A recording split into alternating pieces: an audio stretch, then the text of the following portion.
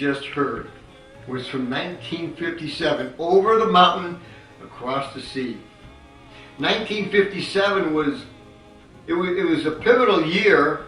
In 1957, Elvis, in March of 57, bought Graceland, the mansion in Memphis, Tennessee. We learned about Sputnik, I Love Lucy in first runs, went off the air and Leave It to Beaver. The Dodgers left Brooklyn and they moved to Los Angeles. Or when I want to go back to 1957, I'll get in my white Thunderbird and go for a drive, and it'll take me back to 1957. Or if I really want to go back to 1957, I'll go visit my buddy here, Joe Rivers. Johnnie and Joe, they sang that song back in April of 1957. 1957 gave us Over the Mountain, Across the Sea with Johnnie and Joe. And this is Joe Rivers. Stop by to see Joe here, just north of New York City. Joe, take me back again, 62 years to 1957. What were you doing back then in 1957? You were out of high school. Well, I was trying to find a place in the world. That's what I was trying to do. And there's so many things happened while I was looking. I never knew I would sing. Well, weren't you singing around the house as a kid? Well, I was singing around the house. My brother used to sing with Sam Cooke and the Soul Stirrers. Your brother sang with Sam Cooke? Yes, he did. Was your brother in Chicago? No, my oldest brother. He was from Charleston, South Carolina. That's where you were born? Yes. And after I came to New York in 1950, my brother was already up here. You were 13 years old? Yes, I was. Your brother was already here in New York? He was there in New York City. Wrote my mother, and my mother told him that she was coming up here with us. And what she did was put 3 kids, packed them up, and brought us to New York City. In the meantime, what we did was stay in one room. We didn't have a one bed, and we kids, we slept, my brothers and sisters, we slept on the floor, but we were happy. We didn't have no problems. What part of New York? Harlem. You were living in Harlem at the time. I was living in Harlem, and I was glad to live in Harlem. Matter of fact, I was right across the street from a theater called RKO Alhambra. And I used to walk up and down that block going to school. What street was that? 127th Street. 127? And 7th Avenue. 127 and 7th Avenue. Yes. I was doing 6 shows a day at the Apollo. Now this is after Over the Mountain came out. Okay, and it goes to the top of the charts. It goes to the top of the chart. Then you were in demand and you were at the Apollo. I was in demand, and I was in an Apollo theater every other week with all the big names. Now, even when you weren't singing, you were still at the Apollo. I was still at the Apollo. What they called was Chitlin Circuit. Yeah, the Chitlin. We would turn around, do Washington, come back to Baltimore, and do the Apollo again. And this goes on and on. The Howard Theater in Washington. Yes. And the Baltimore Theater in Baltimore. And then the Apollo Theater. And then the big guys then started getting in touch with Miss Sanders, like Alan Freed. And who else? Alan Freed. Marie DeKay. Marie DeKay. And then I started doing TV shows on ABC. Were you ever on the Alan Freed TV show? I was on the Alan Freed TV show, right. I was sitting in what they did, the prop was a boat with me and Johnny sitting in it. And we were singing Over the Mountain. Now he had a Friday night TV show in July of 57. And that's when Frankie Lyman was on there. Uh-huh. And that's when Frankie Lyman, after the show was over and they're running the credits, July 23rd, 1957, he danced with a white girl. Uh-huh. Show got canceled. Well, I believe that. Sponsors pulled out. I believe that, because you know what? I helped make American Bandstand with Dick Clark. I was on so many of Dick Clark shows, but I'm just going to show you the difference. When you're white, you're all right. If you're black, you got problem. I could go on American Bandstand, but I couldn't dance with nobody. White people, no. I could sing on there, talk to the clock. As far as sing, dance with the girls there when they come and ask me to dance, I couldn't do that. They wouldn't let me do that. Mm-mm. They specifically told you no. That's out plain blank. No kabootin' with the whiteys. That's what they told me. Yeah. You think that's funny? I had a white... Not funny at all. No, it's not. I had a white Italian band from Long Island. I went down south in Tennessee. They let me come on stage. You know what they did with my band? They put up a sheet so you couldn't see the band. When you went down south, you were on tour. Yes, I was. With who? I was with Paul Anka, the Crickets, Roy Hamilton, Laverne Baker. Were the Drifters on that tour? The Drifters was on the tour. Yeah. There was How about Fats Domino? The one in 1957. All right. In the fall of '57, when Irvin fell. That was Fat Domino.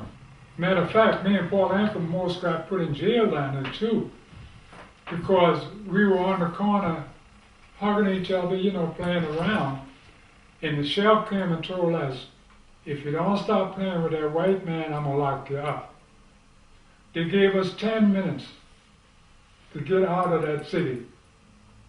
And that was Irvin Felt tour. That was the Show of Stars in '57. Yes. What city was that? Was that Chattanooga? That was Chattanooga, Tennessee, yeah. Was Frankie Lyman on that tour also? Frankie Lyman was on the tour. Yes. Frankie Lyman was on the tour. Matter of fact... Buddy Knox, who sang Party Doll. He was on the tour. Yeah. They piled everybody, after we finished the show at the Apollo, everybody piled on the bus to go on the tour. But you didn't stay on the tour for the whole tour. I didn't stay for the whole tour, but I've been on there at least for about 9 months or a year. Well, he had several tours. Yeah. He would stop a tour, come home, rust up for a couple of weeks, and go right back out. Yeah. But those one-nighters get you, though. Oh, God, yeah. They really get, and you don't get a chance to sleep. You slept on the bus. It's not only that, it's just that people don't respect you. White people didn't think nothing about black people. They like to hear your songs. But as far, we have problem eating. If it wasn't for Paul Anka, Johnny and I was really starved. Why do you say that? Because Paul used to sneak into these bus stations where they serve white people, and he would bring us food out. Any place that we couldn't get food, Paul Anka would help us get food. I went in these places and tell them who I was. They said, we don't care who you are. And they just look down on black people like they're nothing. I don't care how much a big star you are. In 1957, Elvis Presley bought Graceland. Oh, boy. Okay? Yeah, but before I left New York, I used to hear a lot of people saying that Elvis Presley is prejudiced and he's this and that. And I'm minding my own business. I'm in Atlanta, Georgia. Elvis Presley was playing to another auditorium across the way while I was over this way. He saw me and Johnny, and that's where he had the privilege of us coming to Grace Mansion. So we went up there, and I never hit a stick like this. If this stick wasn't 3 inches thick, it wasn't nothing. But he made us feel so welcome. Elvis invited you to Graceland Mansion, right? His home in Memphis, Tennessee. Right. So when the tour went through Memphis, what did you do? When we went to Memphis, we stopped and had, I didn't have no problem this time. We stopped somewhere and had, I think it was lunch or dinner or something. But anyway, we arrived in his hometown. And everybody just made me feel welcome. Elvis invited you to dinner at his house. At his house. I'm sitting at the table. The dining room table. At the time. Millions of people walk through Graceland Mansion every year. There was people who were visiting. He told everybody who we were, and that I was his friend. And he invited me there for lunch or dinner, whatever you call it. So you sat at his dining room table. I sat at the dining room table talking. Was Johnny there too? Johnny was. We're talking about things that was happening between white and black. And we're talking about songs and different things, and I'm telling him about how much I love him, because I did. He had our blue suede shoes then. Oh yeah, and then Teddy Bear. Yeah. So I was telling him how much he liked me, and he's telling me how much he liked what Over the Mountain does for him. He thinks it's such a beautiful song. And he thought I wrote it. I told him, no, I didn't. It was another young fella. But when I told him that he was in the bathroom and wrote the song, that really gave him a laugh. Sure. That's Yeah. funny. Because actually, the way you told the story to me when years back, you said he was on the toilet. He was on the toilet. When he's in the bathroom, you meant he was on the toilet and he thought of that song. Yeah, he was on the toilet. And the way he told it to me, it was funny. It's a great song. Okay. Yeah. Thank you, Rex. Right. Okay. So you got to meet Elvis and you got to go to Graceland and you got to have dinner at that dining room table. This is 1957. You're on tour. You're on top of the world, but you're still getting treated like a second-class person when you went into certain towns. Well, you know, it's kind of hard when you're young. You just don't understand this. And I'm from Charleston, South Carolina. I never had people to treat me on the road like in Charleston, because I didn't have that in Charleston, South Carolina. White and black in Charleston, South Carolina got along. It was okay? Yeah. And this really, because I stayed around whites. My mother had her own home there. You know, it was a beautiful neighborhood. And I just couldn't understand it, why people are so different down south and from where I came from. I just couldn't accept it. You know, and this really, well, I couldn't go out with women, but I could drink. And that's one of the things I shouldn't have done. I started drinking and it looked like I tried to drink myself to death. Try to hold into emotion. And to me, I got to be really a drunk. So back when you were singing, when you were on tour, you were drinking a lot? I was drinking a lot. But the only thing I didn't mess with was dope and stuff like that. But say, as far as drinking, I drank because most of the black people that we was on tour with, they drank. You had, and most of them that I really hung out with all the time were Pookie and the Spaniels. Pookie Hudson. Yes. The Spaniels, now they had a big hit. Good night. Yeah. But you know, the Drifters is from 119th Street in Harlem. So when we used to sing at night, the Drifters and I would get up under the lamp pole on 122nd Street and sing all night. But we never thought we'd become professional singers now. Now, when you say Drifters, are you talking I'm talking about the real Drifters, Charlie Thomas? Charlie Thomas. Okay, and Benny King? Oh, no. Benny King wasn't with the Drifters, no. He wasn't with Ellsbury? No, he wasn't. You talking about Ellsbury Hobbs? Yeah, but Benny King is not original. No. No. Bill Pinkney? Yeah. Bill Pinkney's from South Carolina. Oh, I didn't know that. Oh, yeah? I didn't know, because me and Charles is tight. I didn't know that. You and Charlie Thomas good friends? Yeah, well, we're very good friends. We're very good, like Pookie. We are very good friends. There's only, people get money, they change. And I don't know why.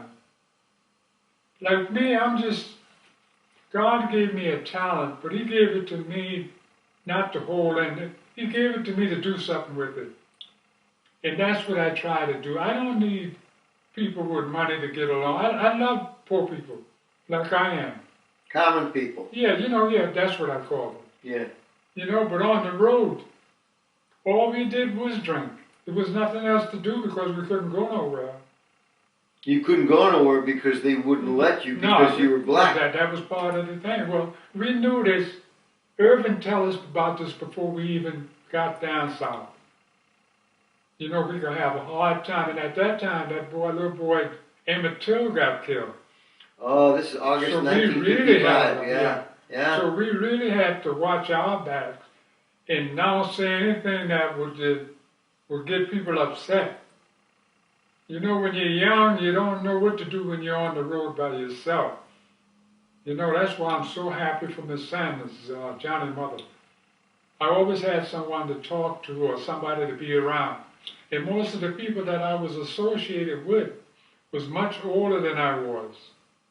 So they kept me in flow. That's why I don't know why Frankie Lyman and a few of these guys went off and started doing dope. I still don't understand that. Because they didn't have to do that. But I went on the road with Etta James, the Moon Globes, everybody out there, Jerry Butler. Oh, man. Oh, Buddy Holly. Buddy to me was like Elvis. Real down-to-earth person. He was going to get with me and Johnny and do some things with us. But that never took place because when I got back to New York, I found out that he was in that plane crash. That's another part of me got taken away because we were good friends. You know, so many things happen. You meet good people and look like, once you get to know them, look like something just happened overnight. And to me, that's what happened to Buddy Holly. He had so much of talent. Yeah. He had so much of talent going for him. Just like Elvis Presley had so much going for them. But to get to the place that they don't know what to do with themselves, they've got to pick up, if it ain't looking, they've got to pick up dope, and it's more in life than that. You know, there's so much more. To me, I'm close to God. I try to get to Him as much as I can. Every Sunday I go to church. I sing in church every Sunday. And you know, this brings a lot of goodness to me. I'm not doing too much of singing now. That don't mean that I can't sing. But it's so much a relief. Just getting to know God, that's enough for me. Over the years, I've seen you perform on stage in many different places, many different times. And you've performed with Johnnie, but she passed away. Yeah. She was rather young when she passed away in 1988. Yeah. But since then, you've had other women who have sang with you. You've performed on stage with several different ladies who have performed as Johnnie and Joe. Yeah. So you never really stopped performing. Well, I didn't want to stop performing, and Johnnie wouldn't want me to do that. But there's only one thing. There'll never be another Johnnie. I don't care who I sing with. You know, I sing with other girls, but I don't want to tell them that they're not Johnnie. They know they're not. Right. But I'll never have another Johnnie. No matter what me and Johnnie went through, she'll always have a place in my heart. Johnnie is inspiration. That was what she was to me. I'm like what you call, like when Marvin Gaye and Tammy Burrell died. It took a piece of his heart. That's what happened to me. You know, you get so close with a person that when something happened to them and you can't do nothing about it. Matter of fact, the night that Johnnie died, we were coming back from Canada on a big show. And I didn't know she was sick, but I know she was coughing that night mighty much. Oh, you were with her? You were performing her the night, on a tour. The night she died, she was on tour with you? We was on a tour. And we were coming back from Canada. Because we had just been to California, we were coming back from Canada. It was on this bus, on the same corner that I had recorded over the mountain across the sea. This bus was very cold that night. And we had to wait about 2 hours for them to send another bus. In the meanwhile, Johnnie started coughing, and I tried to buy her some coffee and stuff to try to keep her warm. But it didn't do no good, and on the way back, they gave us a bad bus. It was so cold, and when we came back to Teresa Hotel, and she tried to go up to her office, where she had an office, she tried to get into the doors to get help because she was feeling bad, and nobody wouldn't open up the door. So she fell on this thing, like a big piece of concrete, and that's where she died at.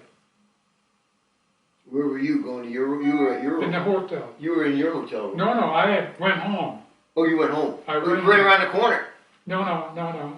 I had moved then. Oh. I was staying in a city called Co-op City. I had moved my family up there because there was so much of dope around where I brought up at 122nd Street. I didn't want my kids then to get involved in that. Yeah. So I went up and further up in the Bronx, but it's called Co-op City. So as soon as I got home, I got a phone call telling me Johnnie just passed away. So I jumped back in my car, man. I ran back down here, and she was laying out in the hallway, and someone put a blanket over her, and I looked at her, and she was dead, and I broke down, and it just happened. I didn't know that. I didn't know that's how it happened. I didn't know it happened when you guys were still singing on tour. Yeah, we were on a tour. We were just getting back together. But since then, you've performed in a lot of shows. You've performed in a lot of revival shows with Richard Nader. And you know, as I think back, when you first started out, the shows you were on, you performed with the Alan Freed shows. Oh, yes. Did you get to know Alan Freed? Oh, boy. Alan Freed was one of the top disc jockeys I've known. He was a real down-to-earth guy. He was real cool. He did a lot for black people, too. Why do you say that? What do you mean by that? Well, for one thing, he had black people on his shows that other people wouldn't put on there. The other thing, every time somebody said something bad about it, when he had his radio show, he would always talk up and try to lift black folks up, especially the artists. You know, he never had anything bad to say about us. I think they gave him a very bad job when they did what they did to him. You know? Yeah, but some of the people who they should have looked at, they didn't. right. They picked him out to make, I guess, a scapegoat at him for what he was doing. That's what they did. That's how you silence people, I guess, by doing bad things to them. You're saying that he was too helpful towards black people. That's what it is. And because of that, there were certain people that wanted to They get want him out of their spot. and they got him. They want him out of there. They want him out of there. They want him out of there. Yeah, when you look back on that, it makes sense. Yeah. After all that happened to him and all the things that didn't happen to other people. Yeah. Yeah, you try to make an example. Same thing with Marty Kay. Same thing. I don't know, for some reason, it looks like when you try to have different races, people just get jealous, or they get mad, or they don't want you to help, or I don't know what the problem is. Well, the attitude back then, 55 years ago, 60 years ago, it was different than it is today. Oh, yes. Oh, yes. So you have to put it in the perspective of that era, of that time. That doesn't make it right, Oh, no. but oh, it just no, allows us to understand Right. that time. Yes. And that's why I enjoy sitting with people like you, because you take me back and you give me a perspective and you help me to understand how we got to be where we are today. Right. How we arrived here in the 21st century and why things are the way they are today, because we've taken a lot of steps over the last 60 and 70 years Right. that it resulted in No. me sitting here talking to you on your couch here north of New York City. Well, I'm so glad that things are changing, not the way it's supposed to be, but I guess in due time. But I'm glad it's better than what it was. It had to be rough on you back then. It had to be real tough for you to be on a street corner with somebody like Paul Anka and have a police officer tell you you're going to be arrested if you don't get out of here in a few minutes. Well, you know, back then I just came out there I just think I'm lucky. That's what it was. Because like I told you, that young boy amateur that got killed then. And we were really frightened. And Irvin Felt was frightened for us because he didn't know what was going to happen. And while you were on tour, Little Rock, Arkansas, in the high school, what went on then in the National Guard and the federal troops, Yes. having to quiet that down, and you're on tour trying to get into these cities to perform, and you have to worry about the fear of what's going to happen. Yeah, but it was the same thing in the theaters. They got as many black people as white people coming to see the shows, but it was all sold out. They were making money. Well, But the idea was, black could only sit upstairs and white sit downstairs. You think this funny? no, I was about to say I that. know, but I went to Tennessee. They got a rope like they got on a boat. I mean, they got it down the street. Well, Black can't cross that rope. And if you're thirsty, you better not go and drink that water. They got a sign up there, white people only. Black are not allowed. You can't even cross the street. And if you go to the door there and say, hey, I'm Joe of Johnnie and Joe, can I have a meal? No, you're not allowed to come in there. I couldn't even go in there to eat. But they would pay me to sing. But as far as respect, it's no respect. One place we went, we had to go. Oh, Lord have mercy. I went to a place looked like a tunnel to get something to eat. To come up to the restaurant, because that's the way black people come in, through the back door. Back door. The back door. You know, all this is going on while this young boy until he's dead, and all of us don't know what's going to happen to us. It could be you next, It for all could be, you know. it could be, it could be. It could be. One night, somebody in the theater, while we were getting ready to go on theater, started shooting the theater up. And I wasn't going out there. You know, they had to cancel the show. 3 people got killed that night. You know, up in the balcony. Do you remember what city that was in? No, I forgot what theater it was. Because everybody was running for cover. Was this on tour with Urban? It was on the tour. We thought they were shooting at us. Yeah. You know, at night you got a hotel room, but they call it a room. But they charge you an arm and a leg for it. And this thing is no big that you can lay down. You probably got a couch in there. You know, it was hard back then. And these singers today, they got it easy. But that's one thing that they don't do. Like we old timers. We know what we went through to get them where they're at. But they don't have the respect to give us the credit for that. The appreciation. You know, they don't appreciate it. You know, you bring the 50 music up to them now, they think that ain't nothing. But they'd be surprised. There'll never be no more music like the 1950 music. I'm not saying that because I'm from the 50s, but I'm saying that because the songs are so nice.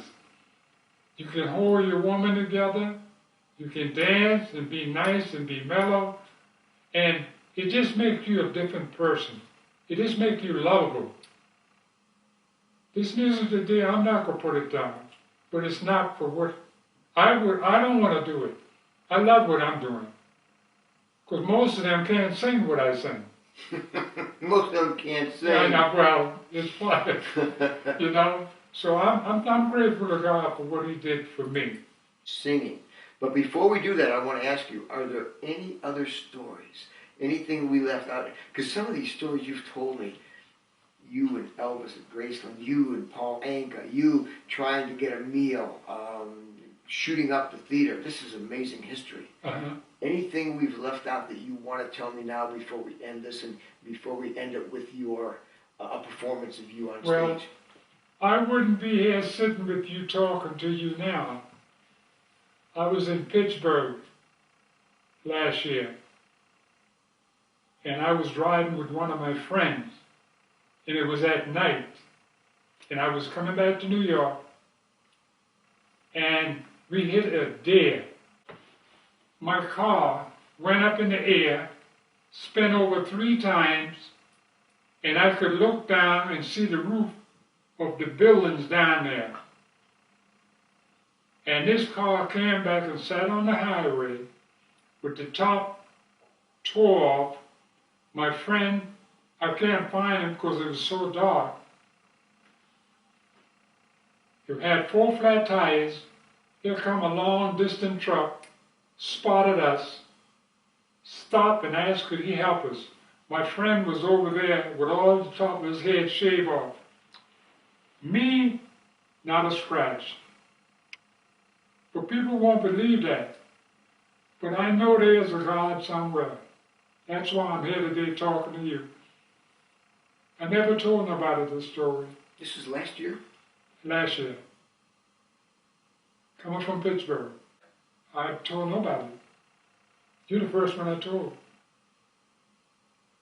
My friend stayed in the hospital for 3 weeks with 4 broke ribs and all his hair shaved off. I don't even think I told my kids that. Is that right? Well, maybe they shouldn't. There's only one left now. I didn't want to, get them all riled up. I mean, they only got one parent left. Yeah. Yeah. It's hard. Yeah. Joe, what is this? This is 101 FM in New York City, WCBS, where all the rock and roll are played. And this is what they gave me when I went down there to talk to them. They thought Over the Mountain did so much for so many people. An appreciation for giving you this to play for 27 years. I mean, wow. And this is, I call it my treasure. Teresa Hotel was 125th Street. The Teresa Hotel. Right, 125th and 7th. So I lived 2 blocks from Teresa Hotel. And I was glad in a way because all everybody that comes there who was in show business, I would get a chance to see them. They stayed at the Teresa? Yes, when they come outside, whatever they're doing. But I would walk up and down there doing my thing, selling newspaper, right when it was full sun. And I would get me 100 papers and I would sell it in the theater at night when the theater comes out. And I would sell it for 5 cents, so I would make a penny. But I was happy doing that. In the meantime, I just played basketball like the other kids then did with the kids then. And then we kept staying there, and my mother and father then, and we were happy, like I said. What school did you go to at that time? What school were you attending? PS 67.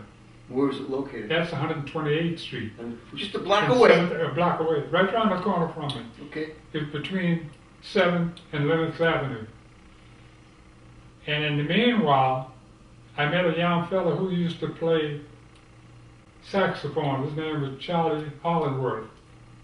And I used to go up to his house and listen at him. 2 young fellows. And things got better. And then all of a sudden I was walking on 125th Street one day. That's where the Apollo Theater was. And there was a big bar where all the entertainers go in called Palms Cafe. Palms Cafe? Palms Cafe. Everybody came in there. It would be Roy Hamilton. It would be Dinah Washington. There would be Buddy Johnson. The Buddy Johnson and his sister Ella. There would be the Staple Singers, the gospel group. Little Anthony in the Imperials. Little Anthony's father played saxophone for Buddy Johnson. He did? Yeah. Well, I didn't really know it. I was tight with Buddy Johnson, but not as Buddy Johnson. I met them later when I got into show business. But in the meanwhile, I have got a job in that bar, being a busboy. For my age, I was kind of young, but since I was tall, yeah, you looked older. It gave me a break. I just didn't know what to do with my life. But then, when all the good luck changed for me, when I got and started going to high school. Which high school did you go to? I went to New York Vacation High School. But there was, before I went there, I went to junior high school. The name of it was Cooper High. That was about 3 blocks from where I live on 127th Street. I would play basketball, and I never knew Rex Garvin, the fellow that rode over the mountain across the sea. I would see him, but I never spoke to him. And it was in the summertime, one summer.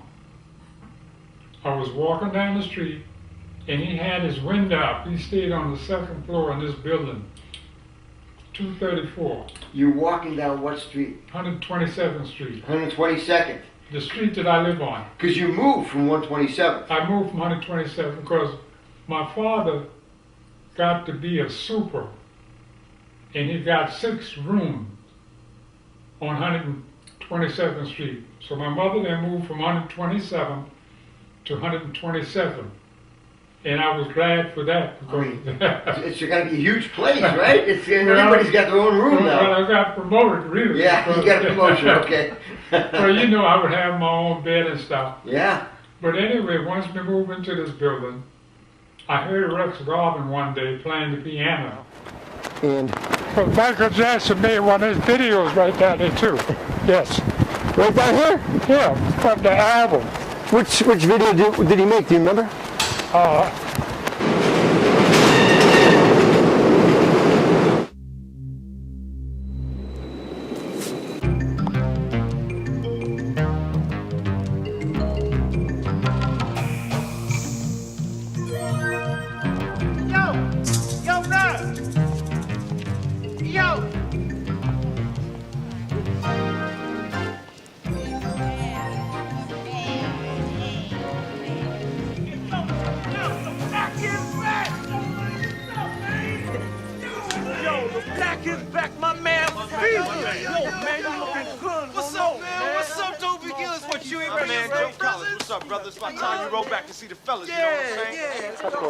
Johnnie, which one? Johnnie Richardson, my partner.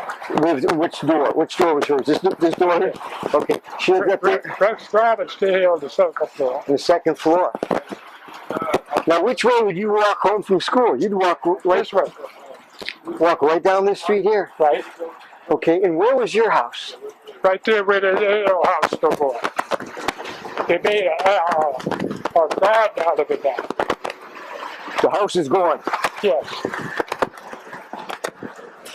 But right here at the end is where you live. Where I was born. I was been here since I was 9. You lived here since you were 9 years old. Yeah. And you used to walk? Right over there is Barker's hen house. Hen house? Live in the basement. That lamp pole is the lamp pole that we used to sit on. Right there? Right there. You lived in the apartment building right there. Right. But Rex and I didn't know each other. Now Rex wrote the song Over the mountain. Over the Mountain. Rhode Island song. This is where Rex lived. Right. Right up the street from you. Man, not even 100 feet. Yeah. And you'd walk home, and what did you hear? I hear his piano with the window. I used to listen to it as I was coming from school. And that's what got me interested. He was playing so good to be a young kid. He was younger than you. Yeah, he was. And he already knew all the instruments. And I used to hear him in the summertime playing his tickle away. And one day I asked his mother to come up and, mess with him. She said, well, we don't lie to mess with people. I said, okay. She went to the store one day and had too much groceries. So I offered her help, and she told me, yeah. So she told me I looked like I was a very nice young man. And you were. I was very welcome to come up and sit with him. You got to meet Rex. Yeah. And I didn't know he was affiliated with Zell Sanders at on J&S. He was playing for the Heart, the girl group, the Heart. And Johnnie was with them, but I didn't know either one of them. So, even though they were right up the street, you just didn't know them. Because we used to get right here and play basketball. You played basketball right here in the street? Yeah, the street, handball, stickball. That's what we did, all that fun right here. Did Johnnie live with her mother? Yes. So Zell and Johnnie lived in the next doorway? Right. But I didn't know either one of them. I didn't know mother, nobody. Didn't know anything about their interest in music business? Nothing. I want to do Rex. And I want to do Rex because I heard his piano play. And God must have gave me a vision because I hooked on to it. And that's what started Johnnie and Joe. So Rex and I were supposed to really start singing together. But after Miss Sanders heard us, she said there was something missing. And that's how Johnnie come into play. But she brought her daughter in. Yeah, Johnnie was singing with the Hearts then. And she left that to come into a duo with you. Right. She didn't want to do it because it was established. But took you to the top of the charts and in the rock and roll history. That's where it was. Beautiful. Now let's take a look. You used to here, under that lamppost? Right under the lamppost there. Let's take a look. I want to see it. I want to see where Johnnie and Joe, where Joe started. Oh, yes. Every night, every Saturday night we get out of school. Whose doorway was this? This is Rex Garvin, the young fellow that rode over the mountain across the street. And where did Johnnie live from him? Yeah, right next door. She lived in the next doorway. Right. In the same big apartment building. Same part. She lived with her mother, Zell Sanders. Yeah, but I didn't know each other. You didn't know any of this. None of that. But all of this music history was about to unfold. Well, it unfolded because I used to hear Rex Garvin up on the second floor playing his piano when I'm coming from school. You're coming home from school about what, 3 o'clock in the afternoon? Oh, about 3 o'clock or 2:30. Okay, 2:30, 3 o'clock, you're walking home. And I loved the way he played. And I was trying to figure out some kind of way that I could get upstairs and get in touch with him. But his mother didn't want him to have too much of company. So one day while she was at the store, she had a lot of time. Where was the store? Where was On the corner, 8th Avenue. the store? Was up there on 8th Avenue. Right down the corner. Okay. So I helped his mother that day, bring his grocery upstairs, to the second floor, and from there on, we got him friendly. You got to become friends. Yes, his mother said I could come up and listen to him, and I have loved that. From that time on, Rex wrote the song, I would just listen and sing it. But we were supposed to be a duo, but it didn't turn out that way. You and Rex were going to be a duet. Yes.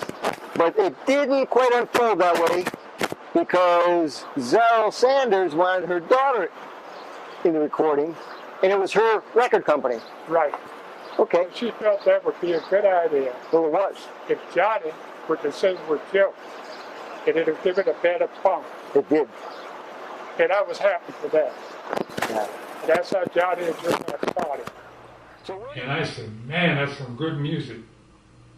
So I'm saying, wonder if I can get upstairs and listen to that on the sit with them. You're down on the street. In the street, Okay. looking up. Looking up. Yeah, listening to that thing play. So I said, how am I going to do this? He looked like he wouldn't come downstairs. And I found out that this lady who was coming out the building was his mother. And she was going to the store. So I sat up there and waited till she come back. And when she came back, I asked her could I help her carry the package upstairs. So she told me yes, and I asked her could I come up, and I took the package upstairs, and I saw who was playing the piano. It was this little black boy, Rex Garvin, playing the piano. So I asked him, I said, can I come up sometime and sit with you and see you play the piano? So his mother said, no, I don't want him to have too many compliments. I said, okay. But she said, you look like you are right. Where do you stay at? I said, I stay right next door. She said, you never heard him play before? I said, I never heard him play before, but he plays so beautifully. So she said, yeah, you can come up and visit him. So after that, Rex would pick a time of day when he wasn't going to school, and I wasn't, that we could rehearse. Rex wrote a lot of tunes, and in the meanwhile, I didn't know that he was the piano player for the Hearts group, the girls group that made Lonely Night. So I said, are you the piano player for them? He said, yes. I said, boy, you kind of young, aren't you? He said, yeah, but I've been playing piano and stuff for years. And he's only, 10 years old. I said, this guy's out there, he's an old man. But anyway, he told me, he said, if you want it, we can rehearse. So we did rehearse. And one day he wrote a song called I'll Be Spinning. But I didn't know that Rex made up in his mind that we were to be the two guys that sang together. He had made plans for us. You and Rex? Yeah, me and Rex to sing together, but I didn't know. He was trying to keep it as a surprise. But anyway, we took the song to Miss Sanders, I'll Be Spinning. And she said, Joe, the song is good, but with Rex doing it, I don't think we can get recording with it. Zell Sanders was a policewoman who worked PAL in Harlem for the 28th precinct. The police athletic league? Right. Okay. And she was the boss over them, the kids then. She loved kids then. But she had the record company on the side, J&S. That's, the J&S stand for Johnnie Sanders. She said, Joe, I'm gonna try something. And she called Johnnie from out the back while Johnnie was rehearsing with that girls group that she sang with. So she tried Johnnie with it, and she said, I like the sound, but Johnnie didn't want to sing with me. Johnnie said, Ma, I want to sing with the heart. You're a couple of years older than Johnnie. I know, but my manager didn't think that. Johnnie's mother didn't think that. She was trying to find something that would make her record company grow. And she knew the song that Rex writes have potential to do something. And I guess she figured the Hearts group was doing good, but it wasn't doing as good as she thought it would be. She said, Joe, for you, your diction is not perfect. You just came from Charleston, and now we got to work on you. You had an accent. Yeah, so she worked on me about 6 months. And after that, we did I'll Be Spinning.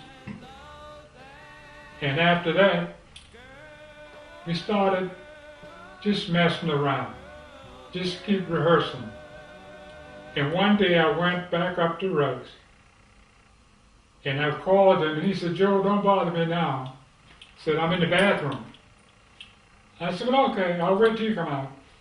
So he came out, he said, Joe, last night, he said, I was in the bathroom, and I wrote this song, man, I think it's good for us. I said, well, what song is it? He said, it's a song called Over the Mountain, Across the Sea. And he said, me and you going to do it. I said, but Miss Sanders said she don't want you and I singing together. So he said, well, I'll talk to her when we go back up in the Bronx. So we went back up in the Bronx to rehearsal. And Miss Sanders heard the song. She loved it right away. So she said, Rex, I'm going to put Johnnie behind Joe. I don't want you singing on this. She told Johnnie. Johnnie still didn't want to do it. She didn't want to sing with me.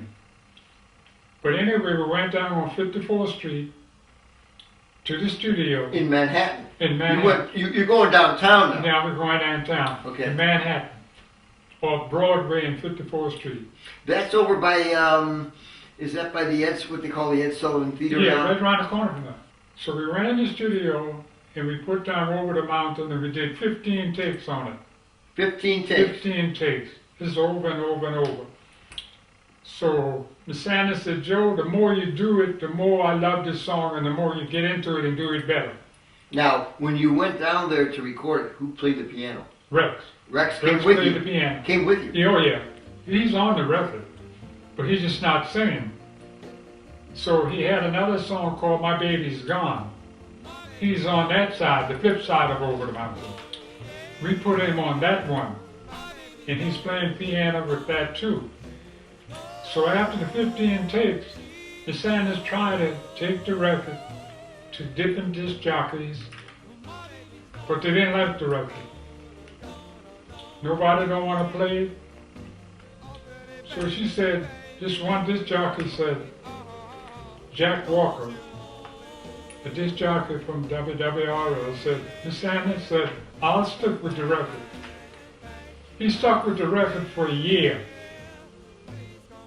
And after that year, while I was working in the Palms Cafe, she came to me and said, Joe, said, you can quit the job because I think we got a hit.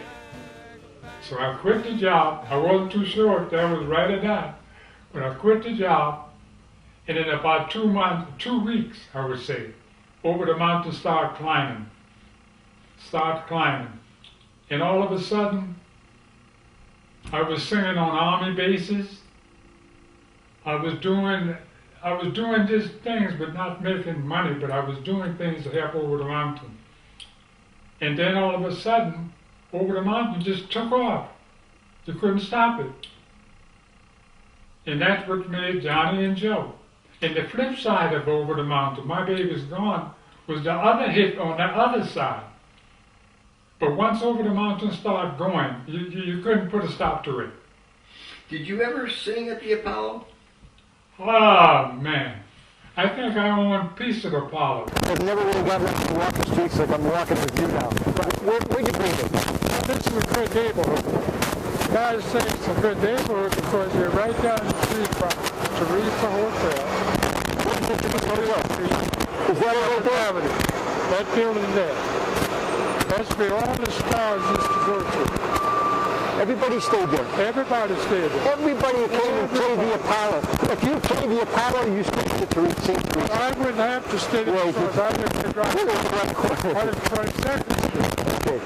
But whoever played and performed in the Apollo Theater out of town stayed right there. Right there. We're talking fucking Harlem, the clubbers. Oh, we're talking everybody, the drifters. Everybody who came to Harlem stayed there. Stayed there too. He's going to the Cuban Castro. When he ate the chicken and threw it out the window. Fidel Castro stayed there. Right there, Teresa Hotel. In a little while, can we walk down there? Sure we can. Okay. Muhammad Ali used to stand on that corner all the time.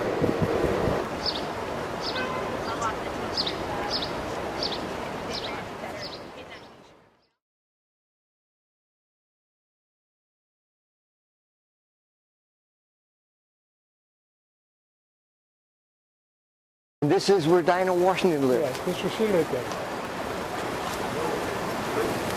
And I've got another surprise. You ever heard of Sandman? Sandman. Top dancer? Yeah. See that building over there on the corner? Which one are you looking at? The one Right there. This big one here? They said Texas. Oh, the one with the gray building. Over there. Oh, across the street from that. 123rd Street. Oh, the red one, yeah. Sandman. He owned that building and he stayed in there. He owned it and he stayed in there? Yes. He was a great dancer back in, what, the 30s? Well, I met him in the 50s. That late? The 50s? Yeah. He was a great dancer back in the 1950s. Right. And I'm sure he performed at the Apollo Theater. Oh, yeah. This whole neighborhood was centered around the Apollo Theater.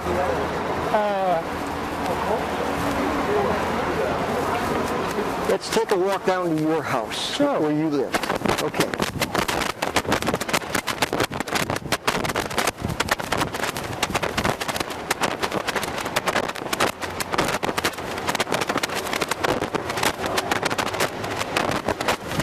And you lived up this way. I live up this way. Okay.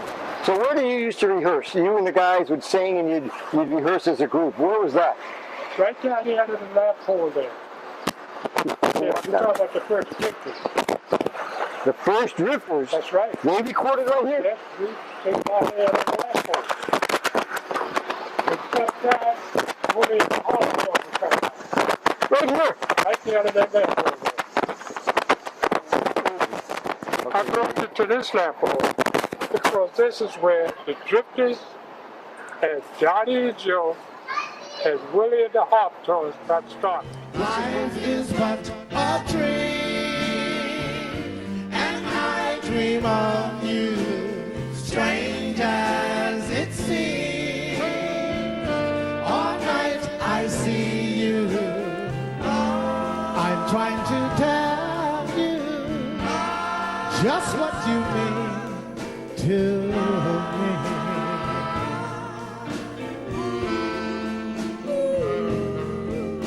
I love you with all my heart, adore you and all your charm. I want you to do your part. Come here to my open arms. This is where you guys rehearsed. This is where we rehearse at night, right under this lap hole. Now, when you're talking to Drifters, you're talking the original Drifters. The original Drifters, Gerhard Thrasher, right? Andrew Thrasher, Right? Bill Pinkney. Yes? Right here. Under that lap hole. And we never thought that we would become professional singers. You're just kids, groups of kids getting together under the street lamp, talking, singing, carrying on in the evenings. Having ourselves a ball, playing stickball, basketball, right over this block. This is the block that we played stickball. Stickball out in the street, basketball, handball. Everything we wanted, this block right here. This was the playground. This was our playground. It was close the street off. But I found out that Johnnie's mother was in charge of the PAL. So when they wanted the street closed, Johnnie's mother, Zell Sanders, would close the street for us. And this, like I said, they should give this lamp pole a star. Johnnie's mother was part of the Police Athletic League. Right. And when she wanted this closed off for the kids to play, she had closed the block for us. Closed down the block to traffic. Right. And when you guys wanted to stand here and sing. We want to stand here and sing at night. So you remember the Drifters singing here? Yes, I do. Yes, I do. This had to be back in 1952, 53. About right there. That's right. Yeah. That's about right.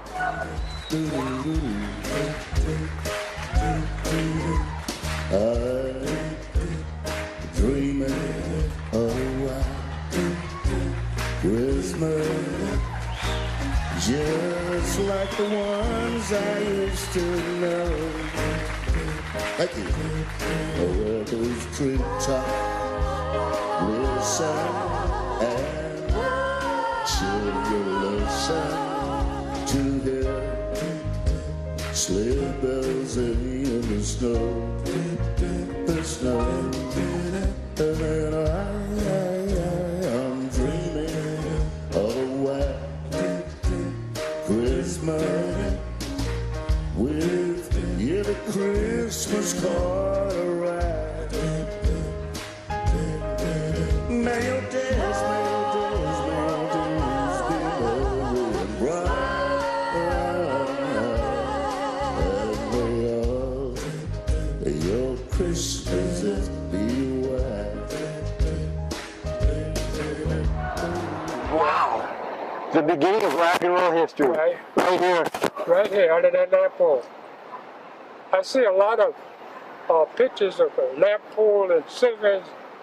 I don't know if that was true, but this is for real. This is for real. Because everybody that stood under this lamp pole was a star. And they're all right. Well, in the rock and roll universe, they went on to become icons, legends. Right. From this street, from this lamp post. Right. This was the block. On this block, everybody came in. Since I lived there, and I knew my mother cooked a good pot, I would bring everybody home. Little Willie John. Little Willie John, you brought him home? I brought him home. Big Baby. Wait a minute. Big Joe Turner. Big Joe Turner. You brought Big Joe Turner home. Up there on the third floor of my mother's house. And your mother made dinner. My mother had a pot cooked on the chili. And she fed everybody. Before I even got off the road, I invited everybody there. They didn't eat too much in the parlor because they used to have a hot plate. My mother said, Joe, bring everybody by. And you would bring them here. Yeah, at my mother's house. So when little Willie John appeared at the Apollo, said, hey, come on home for dinner. Yeah, come on home for dinner. Oh, yeah. Oh, yeah. Oh, yeah. What do you remember about it?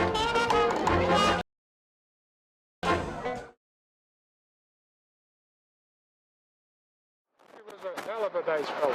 Good guy? He was a good guy. Everybody that I brought home was good. Everybody. I didn't know that nobody John's the best was dope, but yeah. He was a good guy in front of my mother. And he respected her. Everybody that I brought home respects my mother. How about Frankie Lyman and teenagers? Frankie Lyman and teenagers, I didn't meet them until later on. Later on. Yeah, they hit 1956 is when they started. And then Frankie Lyman broke up with them at the end of 57. They only got together for 18 months. Do you remember Buddy Holly at the Apollo? You know, it's so much fun. That's why I say when they made the Buddy Holly story, they don't really know the whole story. Nah, that's made for TV. That's entertainment. But Buddy Holly and the freaking first came to New York. Yeah. Johnnie and I agreed that because we were on the same show. And we got to be like brothers and sisters. And he always told me, when things get right, that he would record me and Johnnie one day. Yeah. That's what he told me. But I didn't know that things were going to take place the way they did. No, nobody could foresee what was going to happen. You know, you don't know what will happen in the future. Yeah. But one night I brought him home to my mother. Buddy, Yeah. you brought Buddy Holly down to me. Yeah. He never been around, well, I said now people. He never associated himself. I don't know why, but he accepted me and Johnnie. Well, when he grew up out in Lubbock, Texas, there were no black people. Or back then they called them Negroes, Yeah. colored people. Well, he never had a friend until he come to the Apollo, and Johnnie and I got to be friends with him. And it's Christmas. I met some wonderful people in this world up the way. Did the crickets come with him? Yeah, Yeah, you serious? The crickets? I'm telling you what I've seen. Joe B. Malden, Jerry Allison, the drummer, Yeah, and Buddy Holly, Buddy Holly. and Nicky Sullivan was probably still with him back then. It probably was. So they all came here. They came and ate at my mother's house. Wow, I feel kind of funny standing here in this path of history because they all had to walk from the Apollo down the street. Well, they had that far to go. No, Stop. get off stage. So they walked down the 7th Avenue. Yeah. Turned left. 57. Towards, we're talking about going towards Yankee Stadium. Right. And because Central Park is the other way. Central Park was the other way. Okay. That's why Harlem is so great. So, the way it's situated, and then the Teresa Hotel was right up the street. Now, you remember, did you get to see, oh God, everybody appeared, the Clovers. I saw everybody who come to Teresa Hotel. Everybody I saw there. I saw people that people wouldn't even probably remember. Muddy Waters. You saw him up there? Teresa Hotel. Teresa Hotel. Little Richard. Muhammad Ali didn't live in there, but he was on the corner of 125th and 7th, right across the street from Teresa Hotel. Take me up there, show me where it Well, I certainly will. is. Joe, which building is the Teresa Hotel? That white building. That white building, that's the one you've been telling me about, just the black, that's the black north. Can we take a walk up there? I said, yeah. Let's take a walk up there. Okay.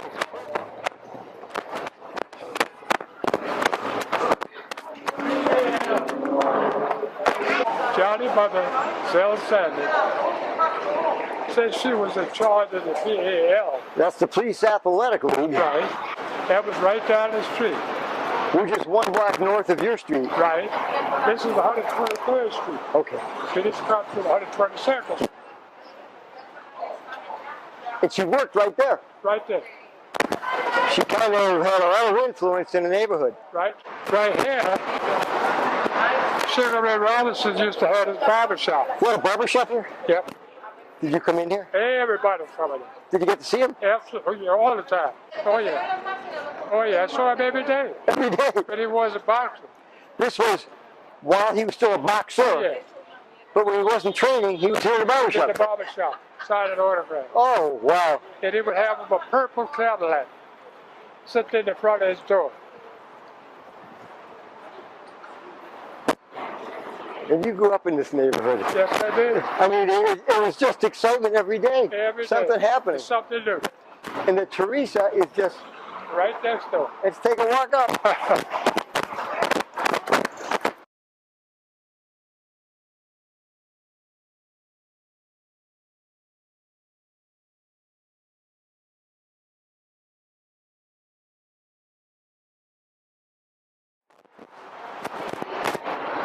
I see this doorway, Joe. The doorway is where Sugar Ray Robinson barber shop used to be at. Right through this door. Right here. Sugar Ray Robinson used to have a barber shop right here. And right there, he would have a purple Cadillac so everybody could see. So that'd be the easiest way to find his barber shop. That's It's right behind the purple Cadillac. That's right. I bet you he had a line up out the door. People waiting in line just to see him, just to get in. Even those who didn't want haircuts. He'd be here every day. There couldn't be that much hair in the neighborhood. That's all. That's all. But you were here. I was here. I was here. Okay, where's the Teresa Hotel? Right there. Take a walk. Yes, sir. Let's go. Ruth Brown, physical lesson. Ruth Brown. Now that, You heard of Ruth Brown? she recorded for Atlantic Records, Yeah, and she had a son with Clyde McFadder. right, Ronnie McFadder. right.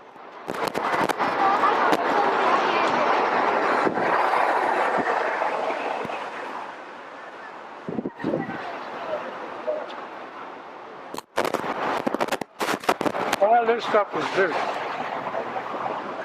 But it's still got the same joke. I want to thank you, buddy. Thank you very You know, much for having me. oh, I really enjoyed it. I really enjoyed seeing you again after all these years. I'm really glad we got to catch up again. You know, I didn't think about it, so we go back about, what, 20 years? 20 years, yeah. Yeah. Good to see you again, Joe. Oh, it's great to do this. Let's take a look at Joe singing Over the Mountain Across the Sea on stage. Thank you. Over the mountain, across the sea, there's a girl waiting for me. Cross all the river, beyond every cloud, she passed the wind, blowing loud. Over the mountain, my love waits for me.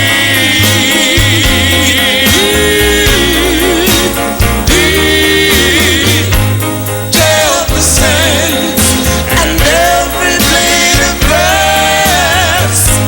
Please tell the wind to let my love pass. Over the mountain, my love waits for me.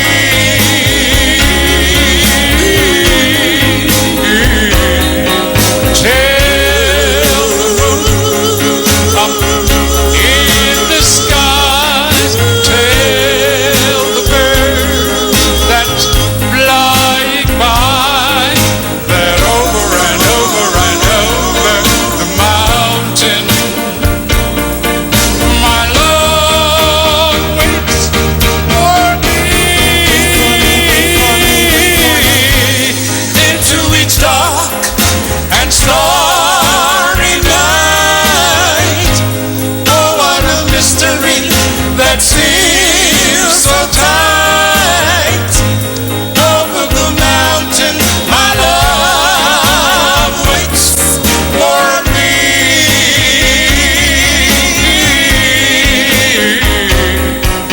Tell the moon up in the sky, tell the birds that flying by that over and over and over the mountain, my love waits for me. Into each dark and starry night, oh what a mystery that seems so tight. Over the mountain, my love waits for me.